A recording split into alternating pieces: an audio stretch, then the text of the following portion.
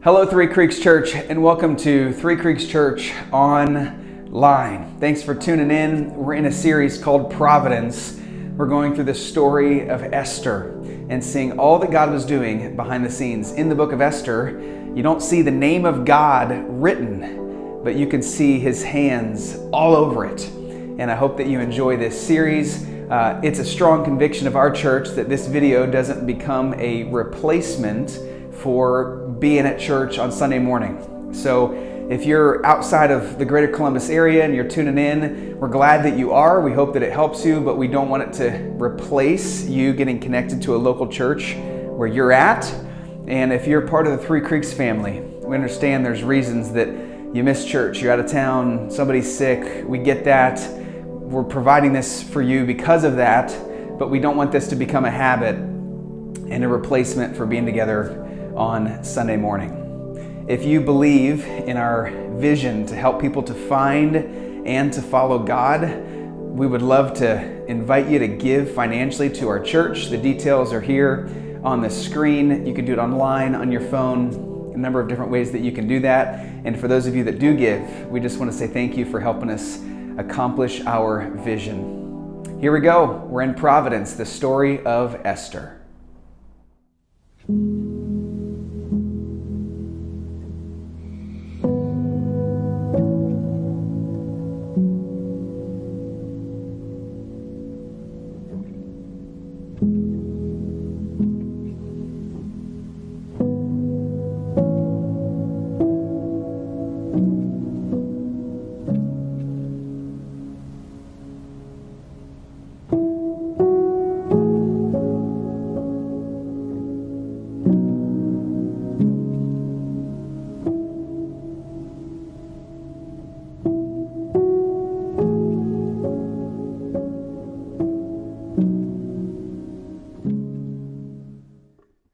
Good morning, everybody.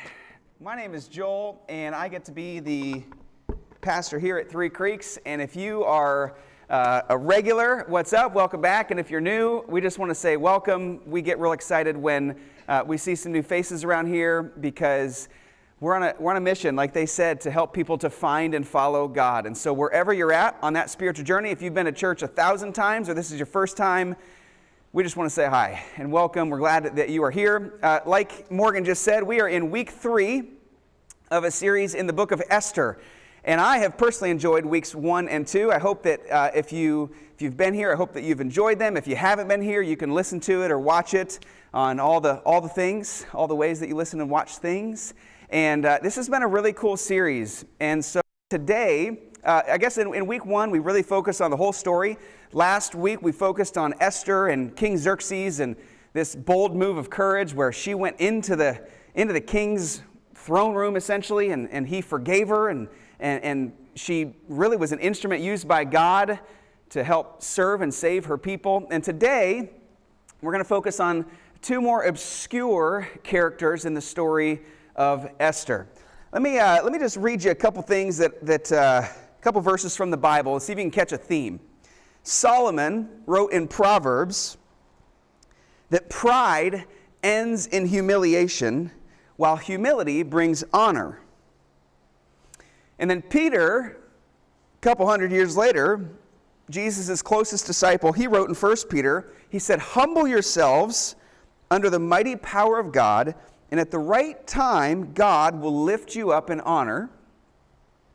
And James, who is Jesus' half-brother, says in James chapter 4, "Humble yourselves before the Lord, and He will lift you up in honor." Are you catching a theme so far? And then Jesus himself said in Matthew and in Luke, "Those who exalt themselves will be humbled." Those who exalt themselves will be humbled. If you try to lift yourself up, you're going to be humbled. But those who humble themselves will be exalted. This is what Jesus said. It's kind of an upside down way of thinking, but a lot of things that Jesus said at the time, people thought, oh, that's kind of an upside down way of thinking. But this is what Jesus said. He said, exalt yourself, lift yourself up, you're going to be humbled. Humble yourself. Put yourself below others. Think about other people. Ooh, I will lift you up. So, obviously, I think you caught the theme of the 4 verses. And by the way, there's 100 more that say the same thing in the Bible. But the question I have today is, do you believe that it's true? Do you believe that that is actually true? As it plays itself out in your life and in the lives of the people around you, does it feel like the humble people are winning? Are they the ones being lifted up? Or from time to time, do you think, man, why are they arrogant? Why are they seemingly ahead of me when I try to be humble? Is there anything more unattractive than pride? And is there anything more prevalent in us than pride? It's a funny thing to talk about pride, really for 2 reasons. The first is, who needs to hear a message about pride? Proud people. And who is least likely to hear this and think it's for them? Also proud people. So that's a little tension. The other thing about teaching about pride is that I am confident that the most prideful person in the room is me. She agrees. I am certain of it. That the most prideful person in the room, you're looking at him. So it's like, this shouldn't work. We should find a humble person to teach us how to be humble. But you have me. I'm going to give a 30-minute message about humility and pride and how we see it in the book of Esther.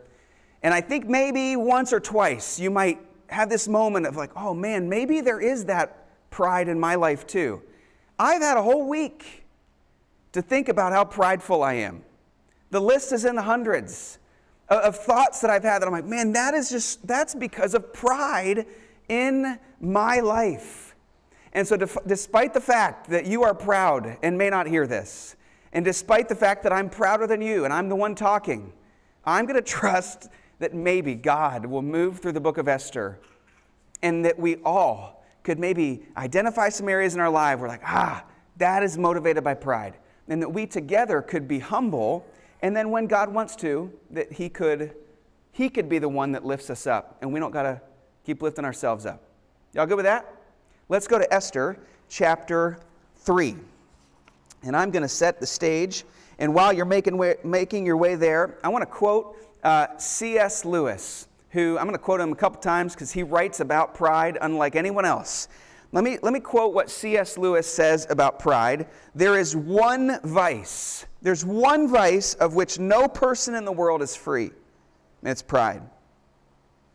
Which everyone in the world loathes when he sees it. Oh, and I do. You ever see an arrogant person? Oh, how proud. It's disgusting. And of which hardly any people ever imagine that they are guilty themselves. That is pride. It's the carbon monoxide of sin. It's sneaky. You don't even care. And it kills us. In the book of Esther, what we're going to find out is that we see one person who embodies pride to the full. And that person's name is Haman, the king's right-hand man, his prime minister. And we see another person in the book of Esther, Esther's cousin Mordecai. And he is this model of humility. In Esther chapter 1 and 2, just in case you haven't been here, let me set the stage. In Esther 1 and 2, there's this rich, powerful, evil king named King Xerxes, the king of Persia. He throws these big parties, and at one of his parties, while he was drunk, he asks his queen, Vashti, come on in here and present yourself to all of my friends. And she says, no. And he says, nobody's going to turn me down. And he divorces Queen Vashti. Boom, just divorces her. They come up with this evil plan. They gather 400 women from all the provinces. Who can be the next queen for King Xerxes? And this Jewish girl named Esther, who was an orphan, who was raised by her cousin, somehow, when she comes before the king, it's actually because of her humility, if you actually read Esther chapter 2. The king finds that to be attractive and picks Esther, this orphan Jew, as the queen. But she keeps her nationality a secret at the time. That's important for the story we're reading today. Nobody knows that she's a Jew. There's about 15 million Jews at this point in the world, at this point in history, and they're scattered all over the world. Many of them live underneath the rule of King Xerxes. And this is what happened in Esther chapter 3, verse 1. This is what it says. The words will be on the screen behind me if you don't got it in front of you. Sometime later, King Xerxes promoted Haman, son of Hammedatha, the Agagite, over all the other nobles, making him the most powerful official in the empire. So he's essentially the prime minister, the king's right-hand man. And all the king's officials would bow down before Haman to show him respect whenever he passed by. Look at this. This is important. For so the king had commanded. The king had to command that. Couple observations on these two verses. The first one is that if Haman is the son of Hammedatha the Agagite, that would mean that he is a descendant of a king named Agag, who Agag was a king. He was a ruler over the Amalekites. And if you look at the Old Testament, if there's one people group that hates the Jews, it's the Amalekites. So Haman is just a product of his parents, grandparents, great-grandparents. They hate the Jews. Haman's out to get the Jews, not a good guy. And Haman, you'll find in right here and going forward that he is obsessed with exalting himself. His aim is just to be higher than everybody else, essentially at all times. Even though he's number 2 in the kingdom, that's not even going to be enough for him. We're going to find out. Because look, in verse 2, it says, for the king had commanded. The king had commanded everybody, when Haman walks around, you have to bow down to him. It's odd that the king would have to command that, because in this culture, that was intuitive. That's just what people did. If there was a rich person or even an older person in your family, it was natural and intuitive to bow. It was like shaking hands with somebody in our culture. It's just what you do. Or I guess fist bumping now, but it's just what you do, right? And so when the king says, you guys, come on, I know you don't like him, essentially, but you still got to bow to Haman. That verse to me, Tim Keller says that he thinks that Haman may have been a particularly obnoxious person, obsessed with exalting himself, that the king had to command people to bow to him. But there's one person that won't. Look at verse 5. When Haman saw that Mordecai would not bow or show him respect, Mordecai's a Benjamite. He's not going to bow to an Amalekite descendant like this. So he was filled with rage, Haman was. He'd learned of Mordecai's nationality. He knew he was a Jew. So he decided it wasn't enough to lay hands on Mordecai alone. Instead, he looked for a way to destroy all Jews through the entire empire of Xerxes. To me, that seems like a little bit of an overreaction. Right? I mean, everybody's bound to him. Mordecai won't do it. And he goes, I'm not just going to kill Mordecai. I'm going to kill the 15 million people that Mordecai is associated with. I'm going to kill all of the Jews because he won't bow to me. So Haman gets this idea and he goes to Xerxes. He says, hey, Xerxes, got an idea. Doesn't tell him who it is. He goes, there's a group of people underneath your reign and they don't follow your laws. They don't listen to exactly what you want to say. And listen, if you let me wipe them out, I'll bring you money. And Xerxes goes, ooh, I like money. He goes, do whatever you want. He doesn't even ask who it is. He says, do whatever you want. I just want more money. So Haman takes the king's signet ring and announces this decree in all of the land. He announces this decree. Then in the next March, about 11 months from when this is happening, in the next March, the Jews are going to be decimated. If you are a neighbor of the Jew, you can kill them and take everything they own by law. It's fine. You can kill the Jews. This is the plot of Haman. He's obsessed with exalting himself. All he wants to do is be famous. He wants to be recognized. He wants to be powerful. He wants to be honored. He's filled with pride. Let's take a minute and let me just ask you a simple question. What is pride? Like, what is pride? Pride, the best definition I can come up with according to the Bible, the pride is concentration on the self. It's full-blown concentration on the self. And C.S. Lewis takes it even further and he says it's ruthless, sleepless, unsmiling concentration on the self. And this is Haman. Haman is maxed out on pride. It's endless ego calculations. He's always looking and saying, am I getting the thanks that I deserve? Am I getting appreciated here? How are people looking at me? Am I being regarded as a leader? How do I look? How does this make me look? And in everything that Haman goes about doing, he's always asking, what about me? What about me? It's this sleepless concentration on the self. But where does Haman start in this story? The first time Haman is mentioned in chapter 3, Haman is the one that is elevated above all the other officials. He's the right-hand man. He is the official that is next to the king.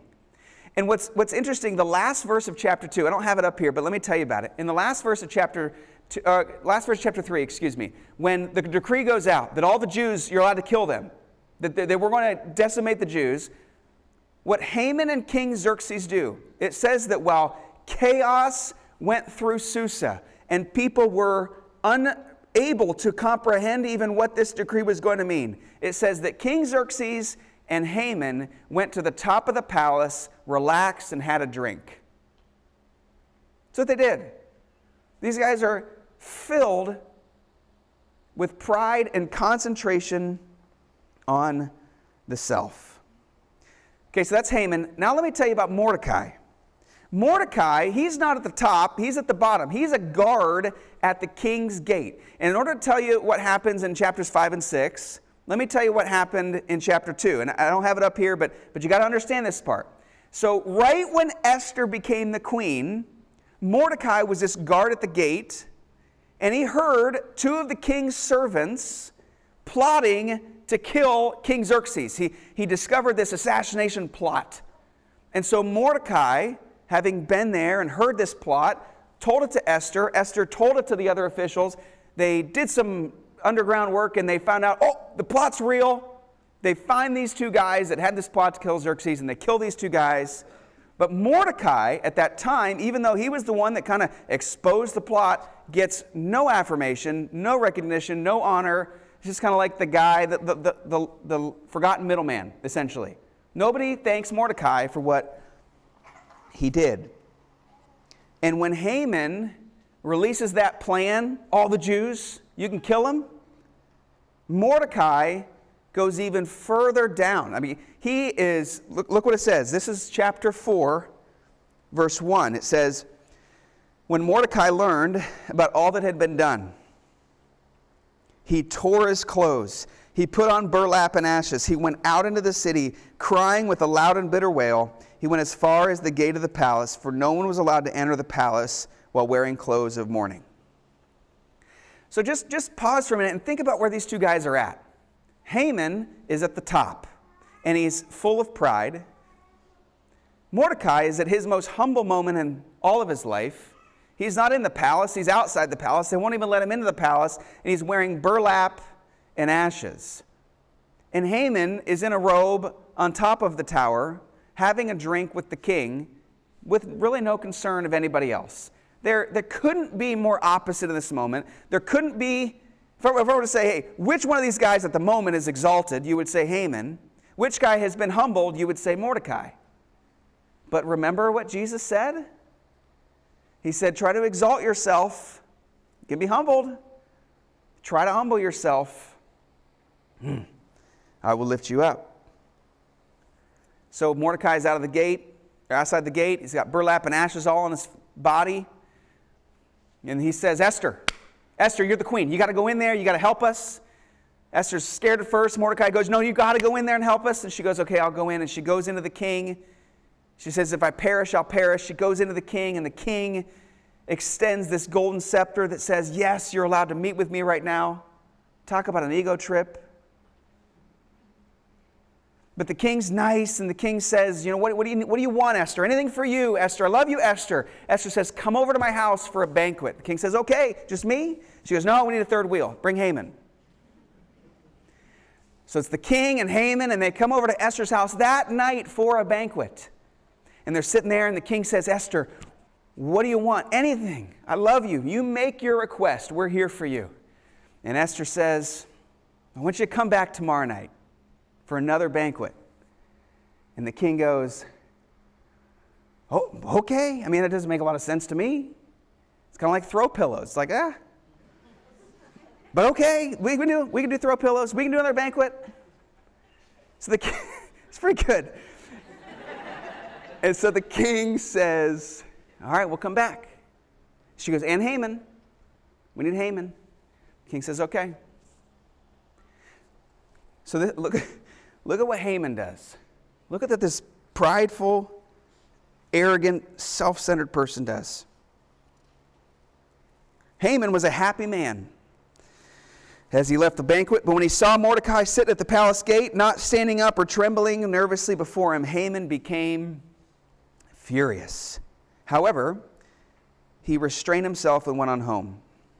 Look what he does. Haman gathered together his friends and his wife and boasted to them about his great wealth and his many children. He bragged about the honors the king had given him and how he'd been promoted all over all the other nobles and officials. And then Haman added, and that's not all. Listen to this, guys. Queen Esther invited only me and the king himself to the banquet she prepared for us. And she'd invited me to dine with her and the king again tomorrow. And then he added, but this is all worth nothing. Look at this guy. He's bragging about everything he's got going in life. But he's got to find a way to exalt himself a little bit more. This is all worth nothing as long as I see Mordecai the Jew sitting there at the palace gate. So Haman's wife Zeresh and all his friends suggest, set up a sharpened pole that stands 75 feet tall, and in the morning ask the king to impale Mordecai on it. When this is done, you can go on your merry way to the banquet with the king. This pleased Haman, and he ordered the pole set up. 75-foot pole. Haman at the top, seeking to show everybody just one more time, I'm in charge. I'm the one to be exalted. It's crazy. Like he doesn't even really enjoy his job because one person doesn't think highly of him. That's pride. But God. Ooh, but God. Look what he does. That night. They're setting up the pole in the middle of the night. While that's happening, that night in the palace, the king had been sleeping. Esther chapter 6. So he ordered an attendant to bring the book of history of his reign so it could be read to him. Also kind of prideful. In those records, he discovered an account of how, look at this, Mordecai had exposed the plot of Bigthana and Teresh, two of the eunuchs who guarded the door to the king's private quarters. They had plotted to assassinate the king. Remember this? Mordecai's the one that uncovered it. What reward did we ever give Mordecai for doing this? The king asked. Did we ever honor this guy? And his attendant said, nothing has been done for him. And then they hear somebody in the court. So the king says, hey, who is that in the inner court or outer court? And as it happened, Haman had just arrived in the outer court of the palace to ask the king to impale Mordecai on the pole he had prepared. So the attendants replied to the king, Haman is out in the court. The king says, bring him in. So Haman came in and asked, what should I do to honor a man who truly pleases me? And Haman thinks to himself, whom would the king wish to honor more than me? Pride, unbridled, embodied in the person of Haman. He can't imagine the king thinking about honoring somebody else. His first thought is about himself. Who would the king wish to honor more than me? So he replied, great plan. This is Mordecai's plan for himself. If the king wishes to honor someone, he should bring out one of the king's own royal robes, as well as a horse that the king himself has ridden, one with a royal emblem on its head. Let the robes and the horse be handed over, listen, to one of the king's most noble officials, and let him see that the man whom the king wishes to honor is dressed all in the king's robes and led through the city square on the king's horse. Have the officials shout as they go, this is what the king does for someone he wishes to honor. This is the plan. Haman's, this is fantasy land for Haman. He can't wait. The king's asking me to plan my own parade? Ho, I've got ideas. Let's get an emblem on the horse's head. The king says, excellent. Quick, take the robes and the horse and do just what you said. Haman said, great, but do it for Mordecai, the Jew, who sits at the gate of the palace. Leave nothing out, as you have suggested." So Haman took the robes and put them on Mordecai. Can you imagine? Placed him on the king's own horse, led him through the city square, shouting, "This is what the king does for someone he wishes to honor." I can't imagine he said it very loud. "This is what the king does." Afterward, Mordecai returned to the palace gate, but Haman hurried home, dejected and what? Completely humiliated.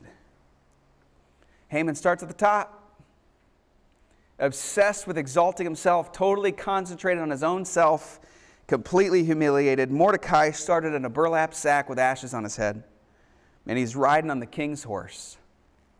And that's not how it ends. At that banquet that night, Esther said, "Somebody made a plan to kill all of my people." And the king said, "Who would do such a thing?" And she pointed at Haman. Haman had been sneaky about it. And King Xerxes, who's also very full of pride, he has Haman impaled on that same 75-foot pole that Haman had ordered to be put up. But it's important to note that it's not the pole that killed him. It was his pride that killed him. It was his incessant focus on himself. His constant need to be lifted up, regarded highly, exalted, thought highly of.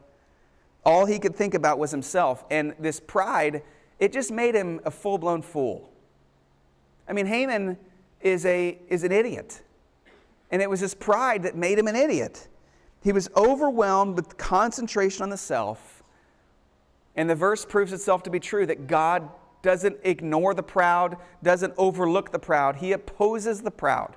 He opposes the proud. What is the opposite of pride? What is the opposite of pride? Humility. So if pride is concentration on the self, humility is not concentrating on the self. You've probably heard it said this way, but humility isn't thinking of yourself less. Thinking less of yourself. It's thinking of yourself less. So that means if pride is concentration on the self and humility is not concentrating on the self, then humility is definitely not sulking and thinking lowly of yourself, because it's still thinking about yourself. You're still thinking about yourself in that scenario. So if you ever meet a truly humble person, if we ever meet a really humble person, we will not come away from that interaction going, "Wow, what a humble person." We will come away thinking, "Wow, that person was happy and he was remarkably interested in me." Or she was remarkably interested in me. This is what a humble person is like to be around. They're not thinking about themselves, they're thinking about you. Humility is the complete opposite of pride. I want to read you 3 more verses. These are the last 3 verses in all of Esther. It's chapter 10. It's only 3 verses long. And it's about Mordecai. And it's about how Mordecai, it's the last thing we know about him. Check this out. Esther chapter 10, verse 1. King Xerxes imposed a tribute through his entire empire, even to the distant coastlands. His great achievements and the full account of the greatness of Mordecai, whom the king had promoted, are recorded in the book of the history of the kings of Media and Persia. Mordecai, the Jew, look at this, he became the prime minister with authority next to that of King Xerxes himself. He was very great among the Jews. Why? Because he promoted himself? No.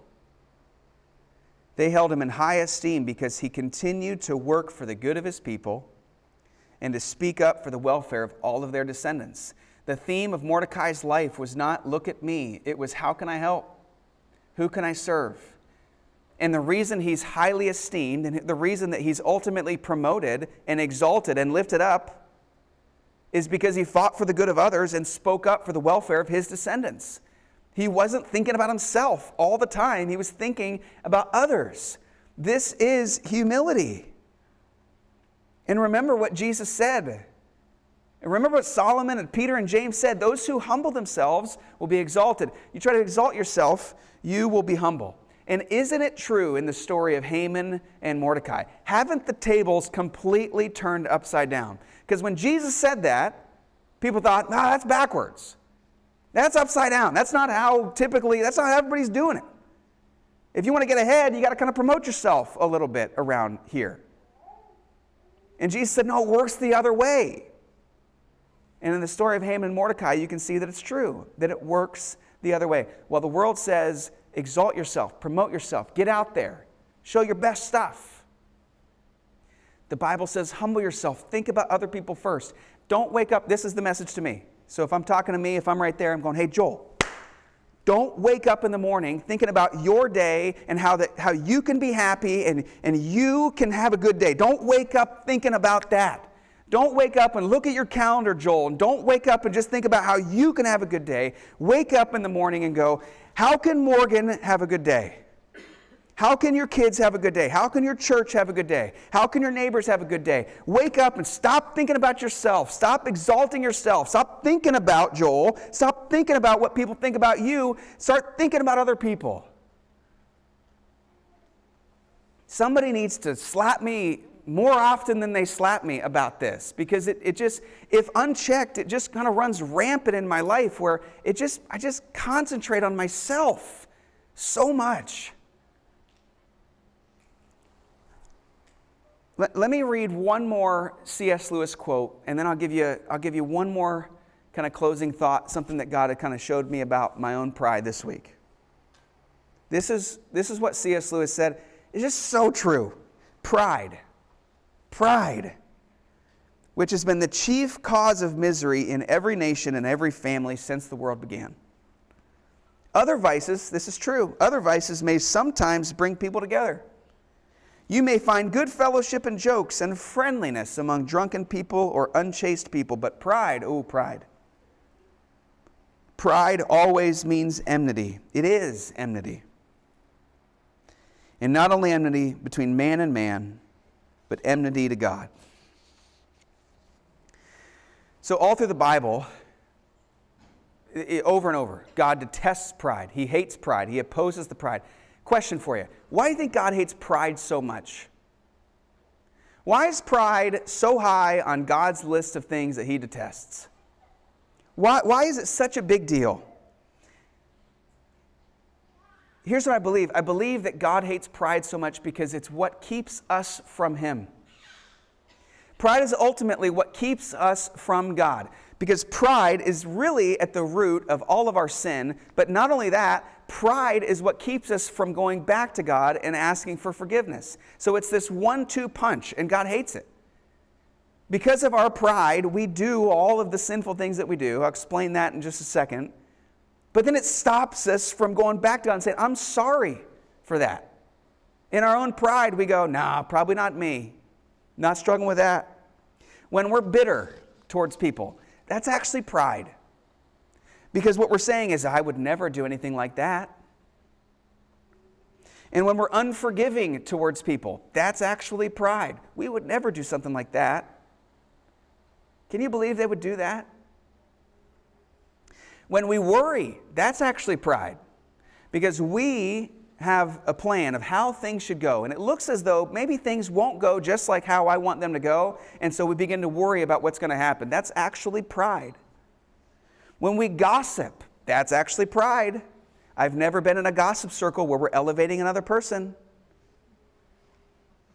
When I'm gossiping, when I'm in a gossip circle, having a conversation, we're talking bad about somebody. We're elevating ourselves. We're exalting ourselves in that conversation. It's pride. When we can't accept criticism or feedback, that's pride. I got to work on that one. When we get angry or we get sad, pride makes us a fool. We can't accept criticism. Racism is rooted in pride. It's disgusting. All forms of abuse rooted in pride. Not liking rich snobs, that's rooted in pride. Think about it. You see somebody in Lululemon, driving from New Albany, 2 Starbucks in hand, driving a BMW. How could they waste that money? How could they do it? It's me elevating my middle-class self above them.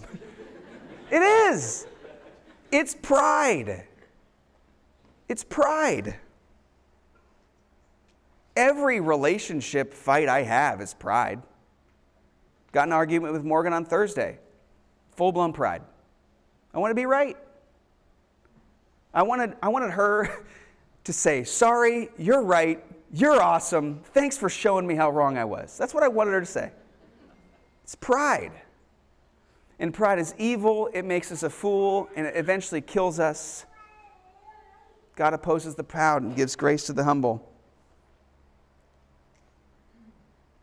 I don't know exactly how pride may be manifesting itself in your life. Not sure. There's a lot of ways in which it does that, so I don't know what that is. But I'll bet that pride is coming to life somewhere. It's my sneaky suspicion. That pride might be coming to life somewhere. And I'll bet that if you would take this, if you take God's word today and you go, okay, how do I apply this to my life? Try this out. In humility, ask one person, or if you're feeling extra humble, ask two. Hey, do you see any areas in my life where pride is making itself known? Do you see any way in my life that I'm just unaware of my own pride? That would be a humble thing for you to do, to ask that question. Somebody that knows you. And then, you got to listen to what they say. Right? If you just ask the question, then you're not going to make a whole lot of progress in the area of humility. Maybe they're onto something. Maybe if you ask that question, don't go home and make your spouse or roommate say, hey, do you have a question to ask me?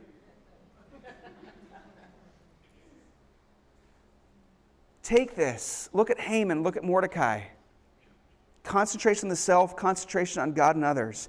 Go and say, hey, do you see any area in my life that pride might be in there creeping around that I'm unaware of? And then listen to them. Consider what they say. That would be a humble thing to do. It really would be. It really would be. The message would be incomplete if I didn't just mention at the end the most humble person that ever lived. That being Jesus Christ, who left heaven as the king, the co-creator of the world, one might say. He left heaven, and Philippians 2 says that he emptied himself, he humbled himself, and became like a man, like me. He became obedient to death, even death on a cross, not for his sake, but for mine and for yours. And then, do you know how that passage ends? It says this, therefore, God exalted him to the highest place. In the name of Jesus, every knee will bow and every tongue will confess that Jesus Christ is Lord. Not because he exalted himself, but because he humbled himself. God lifted him up. Do you know him? Do you know Jesus Christ? This person who embodied humility? My prayer all week would be that you would know this like person and humility of Jesus, and that you would not let your pride keep you from coming to him.